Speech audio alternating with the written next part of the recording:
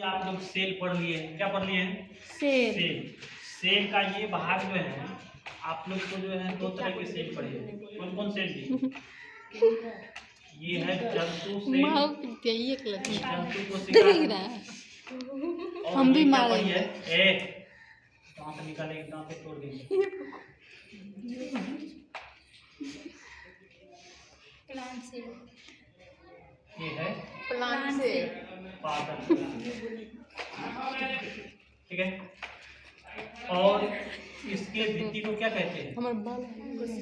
कोशिका झिल्ली। कोशिका झिल्ली। इसको कोशिका झिल्ली कहते हैं। देख रहा है ये सब। और इसको क्या कहते हैं? ये छोड़ेंगे ना। कोशिका भित्ति।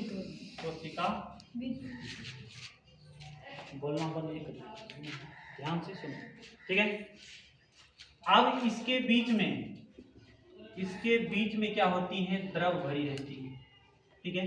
कोशिका और केंद्रक के बीच में, कोशिका और केंद्रक के बीच में क्या भरा रहता है?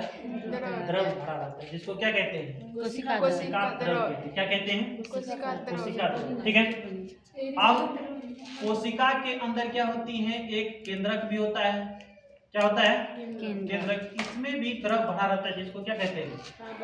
केंद्रक द्रव कहते हैं। क्या कहते हैं? केंद्रक द्रव, ठीक है।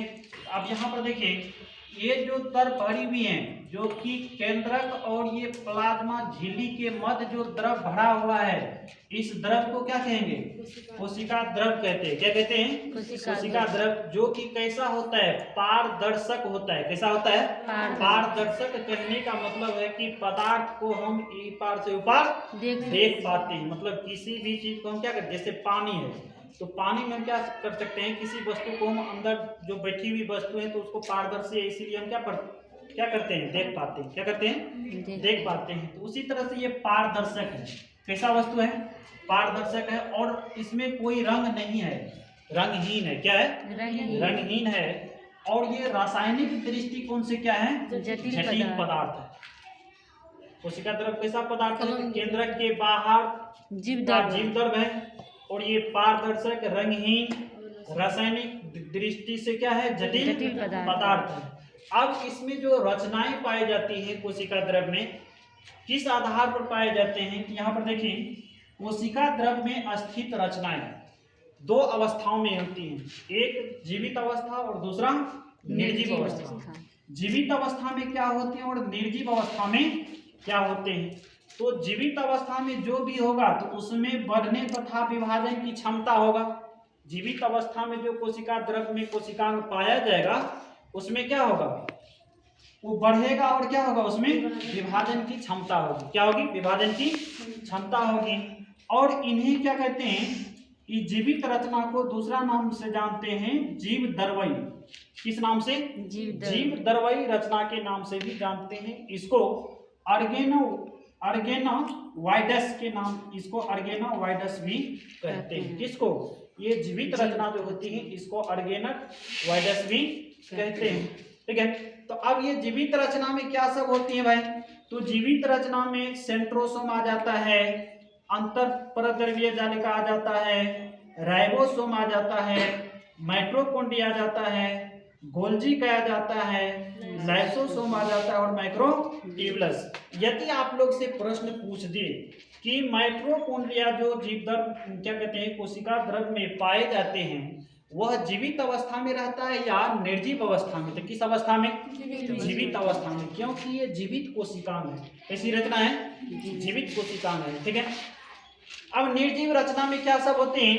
तो निर्जीव रचना में जो भी रचनाएं होगा कोशिका द्रव में, उसमें क्या होगा? ना तो वह बढ़ेगा और ना ही उसमें विभाजन होगा। ना तो वह बढ़ेगा और ना ही विभाजन होगा, ठीक है। और इसमें क्या होगा कि इसे दूसरे नाम से भी जानते हैं। इसको क्या कहते हैं? मेटाप्लास्ट के नाम से जानते हैं। क्या कहते हैं? मेटाप्लास्ट के नाम से जानते हैं, ठीक है। इनमें जो है पिगमेंट्स पाए जाते हैं। पिगमेंट्स मतलब रंग पाए जाते हैं, ठीक है। और पिगमेंट्स खास करके किसमें होगा? तो प्लांट में होगा। किसमें होगा? प्लांट में। प्लांट में क्या होती है? हरे रंग के वर्णक होते हैं, हरित लवक, ठीक है, पिगमेंट्स कहते हैं उसको, ठीक है। तो ये निर्जीव अवस्था में पाया जाएगा। किस अवस्था में? और उसमें जो है रसधानियां होगी। क्या होगी? रसधानियां, वेकेल्स, जो कि प्लांट में पाए जाते हैं, क्या होती हैं? रसधानियां होती हैं। ठीक है, उसके बाद इसमें क्या होगा? वसा, वसा भी क्या होगा? निर्जीव अवस्था है। क्या है? निर्जीव रचना है। वसा, ग्लाइकोजन, प्रोटीन इत्यादि जो भी मिनरल्स होगा वह सब क्या होगा? निर्जीव अवस्था में होगा। किस अवस्था में? निर्जीव अवस्था में होगा। ठीक है, कोशिका द्रव को आप लोग समझ गए। ठीक है, इसमें किस कहीं संदेह?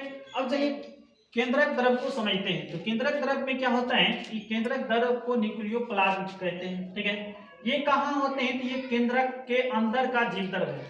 कहाँ का जीवद्रव है? केंद्रक के अंदर का जीवद्रव है। ठीक है, और इसमें क्या होती है? इस केंद्रक को जो है ना, केंद्रक सौंप भी कहते हैं। क्या कहते हैं? केंद्रक सौंप भी कहते हैं। इस केंद्रक द्रव को क्या कहते हैं? केंद्रक सौंप भी कहते हैं। केंद्रक द्रव को क्या कहते हैं? केंद्रक सौंप भी कहते हैं। तो इसमें रहता क्या सब है भाई केंद्रक द्रव में? तो इसमें रहता है प्रोटीन, फास्फोट, क्या रहते हैं? फास्फोट्स, और न्यूक्लिक अम्ल। न्यूक्लिक अम्ल के रूप में डीएनए और आरएनए होता है। न्यूक्लिक अम्ल के रूप में क्या होते हैं? डीएनए और आरएनए। जैसे कि डीएनए का full form deoxy ribose nucleic acid होता है। डीएनए का फुल फॉर्म क्या होता है? डीएनए का full form deoxy ribose nucleic acid. RNA का राइबोज न्यूक्लिक एसिड। क्या होते हैं? Ribose nucleic acid. ठीक है, अब देखिए ये रचनाएं पाई जाती हैं। इसमें क्या होते हैं? छितरे हुए क्रोमेटिन पाए जाते हैं। छितरे हुए मतलब फैला हुआ क्रोमेटिन की जालिका पाई जाती है।